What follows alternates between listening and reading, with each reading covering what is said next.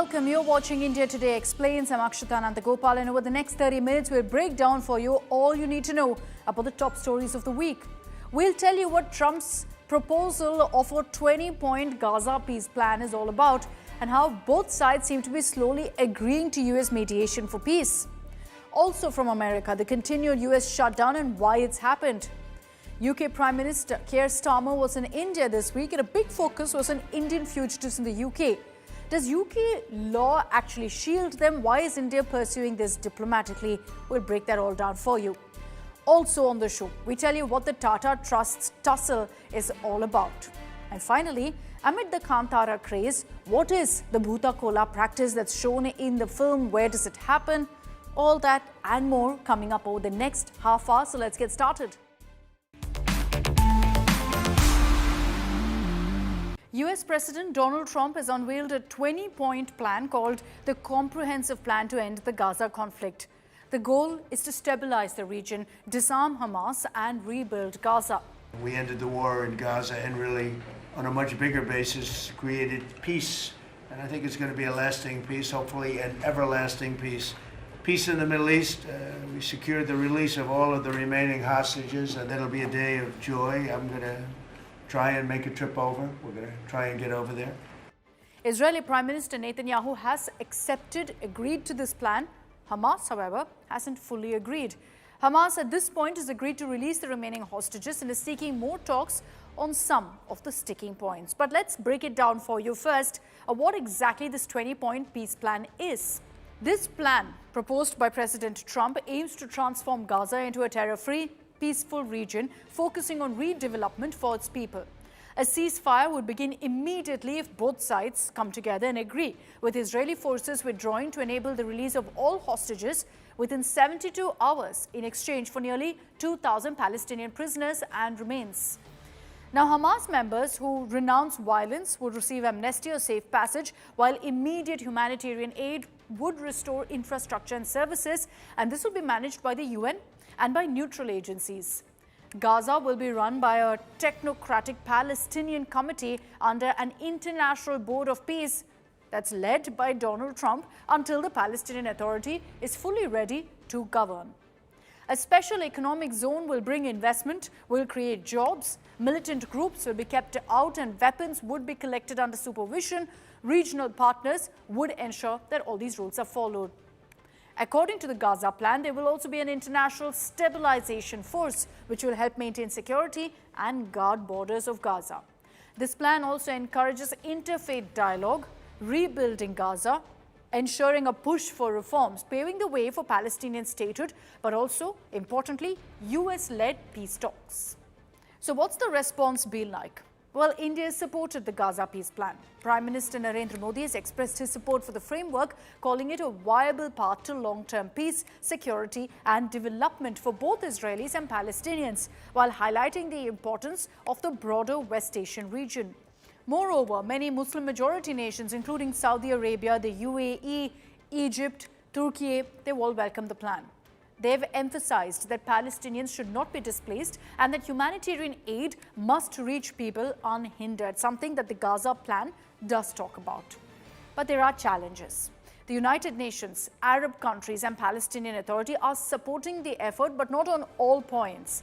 There seem to be some implementation challenges in the plan, including potential Hamas resistance to full disarmament, especially by commanders controlling hostages and infrastructure. While the plan promises aid and infrastructure repair, unclear funding and execution could actually cause a whole lot of delays. Also, dismantling military assets is hard. Israeli withdrawal depends on verified demilitarization, which is a concern many have raised. So for a lasting ceasefire and progress towards a two-state solution, the plan must be revised with international stakeholders. Otherwise, Gaza's suffering, the instability and US's involvement in the region may continue indefinitely. But if this plan is implemented efficiently, it could essentially stabilize a region which hasn't seen peace in a long time. It could protect diaspora communities and support India's economic interests as well. But Hamas's response, funding, governance, there's a big question mark over all of that, even at this stage. The US government has shut down with no resolution in sight between President Trump's Republicans and Democrats. So what does this shutdown mean? Why does it happen? Let's break down for you what a government shutdown is actually and its impact on US, also its impact on India. A US government shutdown occurs when Congress fails to pass funding bills for the new fiscal year. And so obviously without funding, non-essential services halt. During this shutdown, nearly 4 million federal employees, including civilians and military staff, face delayed paychecks, straining households. And then there's essential workers like air traffic controllers, border agents, Coast Guard personnel. They must continue working without immediate pay, though there have been protests and in some instances a shutdown even in essential services. National parks, museums, immigration hearings, federal loans, grant programs, all stalled. Social Security, Medicare continue, but there is slower processing there too due to staffing shortages. So you can imagine how America's been crippled. It's not the first time, however, that this has happened. US shutdowns began in 1980 after the then Attorney General had issued a legal opinion requiring agencies to halt operations during funding gaps. Since then, there have been 11 shutdowns in America, including the 35-day 2018-2019 shutdown under Trump then too over a border wall dispute. So what does this mean for America? Well, economically, shutdowns sap the momentum. The 2013 shutdown cost $24 billion and it cut GDP growth by 0.6%. Extended interruptions reduce spending by workers and contractors, affecting local businesses. Analysts estimate that each additional work trims about 0.1% of GDP, making prolonged shutdowns increasingly damaging to both individuals and the broader economy. So can it lead to recession? Well, while markets usually remain steady initially, obviously prolonged shutdowns can strain the economy. Up to 750,000 workers may be furloughed, losing about $400 million daily, and that reduces household expenses. Investment risks could slow economic momentum, potentially tipping US into mild recession, and this is what experts warn of. But as far as India goes, does this impact us? Well, a US shutdown combined with the tariff shocks of late does pose economic challenges, requiring very careful management right now.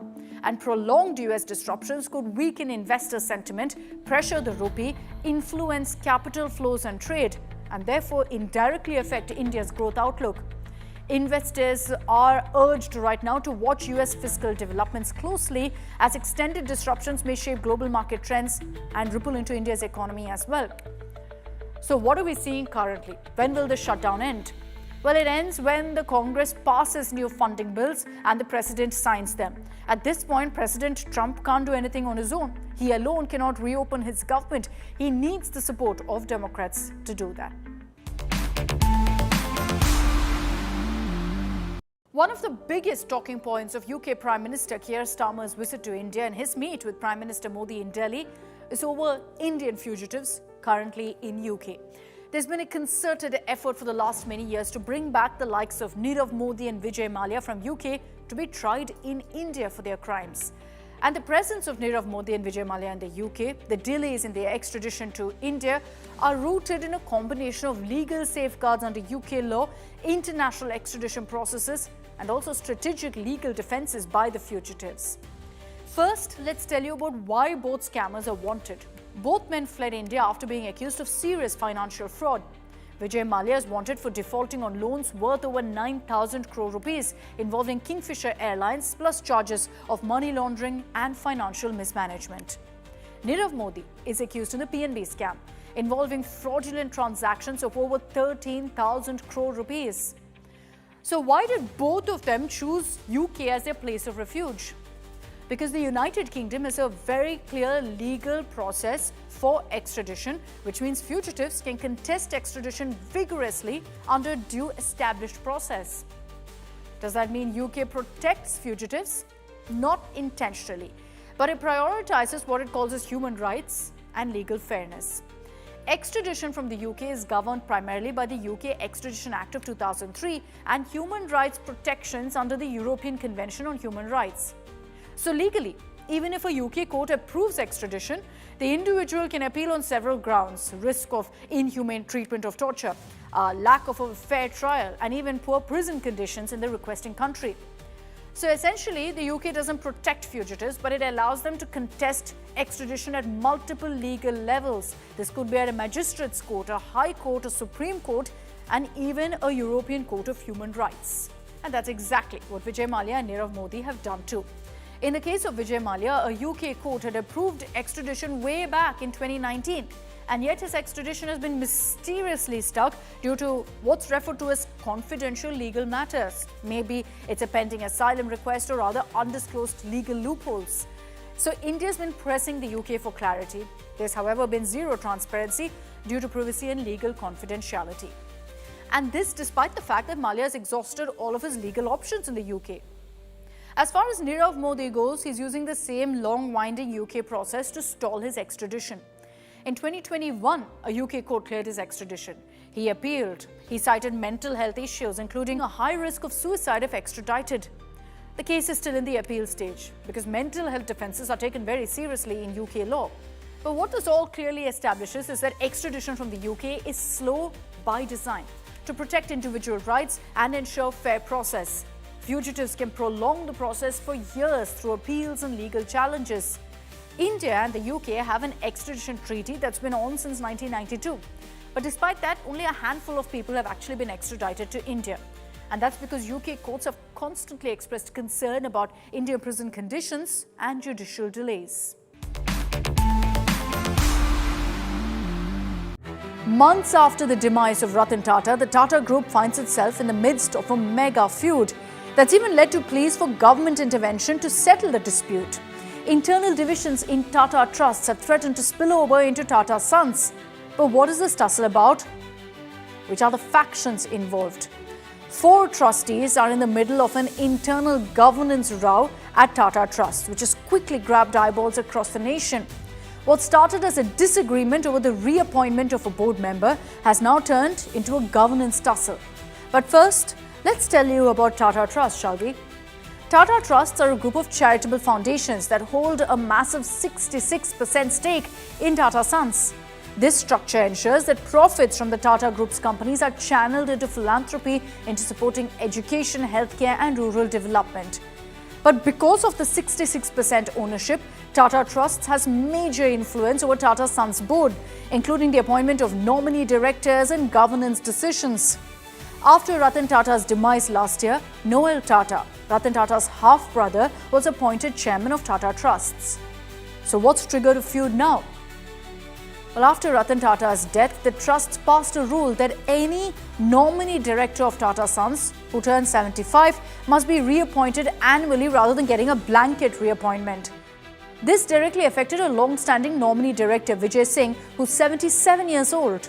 At a trustees meet on September 11th, his reappointment was opposed by 4 trustees, who are the ones now taking on Noel Tata. So now the trust has been divided into 2 camps essentially. There's a pro-Noel Tata camp versus 4 trustees, Mehli Mistry, Pramit Javri, Jahangir H.C. Jahangir and Darius Kambata. Now these trustees have reportedly tried to assert stronger oversight, wetting board meeting minutes of Tata Sons, having a say in the selection of independent directors or even pushing for more transparency in how the nominee directors report to the trusts. So right after Vijay Singh's appointment was shot down, the 4 trustees pushed for Mehli Mistry to be made nominee director. And that was opposed by Noel Tata and also the vice chairman of Tata Trusts, TVS's Venu Srinivasan.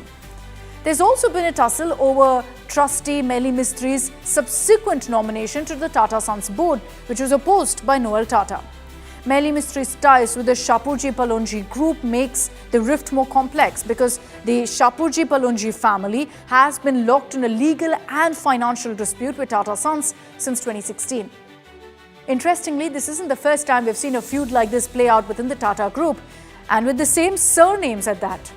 On October 24, 2016, Cyrus Mistry, I'm sure you remember, was removed as the executive chairman of Tata Sons via board vote because the Tata Trusts lost confidence in his leadership, and this was because of a slew of disagreements. So far, there's been no comment from any of the stakeholders on the ongoing tussle in Tata Trusts. But with the government intervention, will things settle down?